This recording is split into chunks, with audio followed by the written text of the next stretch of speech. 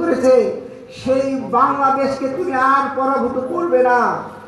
কোনো আন্তর্জাতিক চক্রান্ত এবং দেশীয় ষড়যন্ত্র যেন আমাদের এই স্বাধীনতার সার্বভৌমত্ব বিপন্ন না করতে পারে, সেই দোয়া আমি সর্বপ্রথমে কাবাকে দেখা করেছি। সংগ্রামী ভাই এবং বন্ধুগণ, আমি বারবার কাবার কাছে ফিরে গিয়েছি, কাবার গিলাফ ধরে আমি কথা বলেছি, কাবা ঘরের আমি দরজা চৌকাঠ ধরে আমার চোখের পানি ছেড়ে দিয়ে, হৃদয়ের আবেগ ছেড়ে দিয়ে আমি আমার দেশের জন্য এবং এই অঞ্চলের মানুষের জন্য আমি দোয়া করেছি।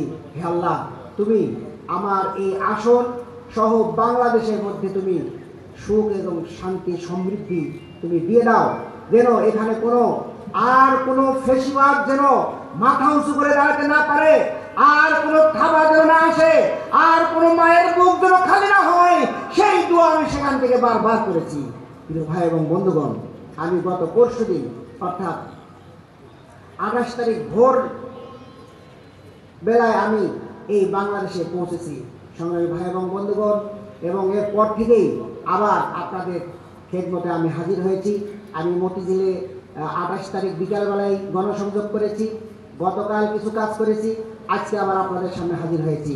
সংগ্রামী ভাই এবং বন্ধুগণ, আমার প্রত্যয় একটাই, সেটা হচ্ছে যে এই পল্টন মতিঝিলের এই মাটিতে আন্দোলন করতে গিয়ে মিছিলের সামনে থেকে গুলি করে আমাকে ঝাঁসরা করে দেওয়া হয়েছিল। তারা আমাকে হত্যার জন্য তারা আমাকে গুলি চালিয়েছিল। আল্লাহর অশেষ মেহেরবানি এবং আপনাদের দোয়ায় আমি দীর্ঘ চিকিৎসার পরে আমি বেঁচে এসেছি।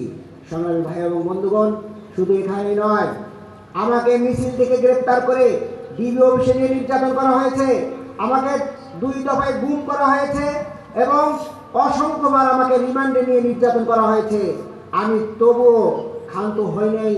এই দেশে একটাই প্রত্যয়, এই দেশে আল কোরআনের আইনের মাধ্যমে ইনসাফ কায়েম হবে, বৈষম্য দূর হবে, আর না হলে আমি শাহাদাত বরণ করব। এই প্রত্যয় নিয়ে আমি অতীতে 17 বছর আন্দোলন করেছি, আগামী দিনেও একই প্রত্যয় নিয়ে আন্দোলন করব ইনশাআল্লাহ।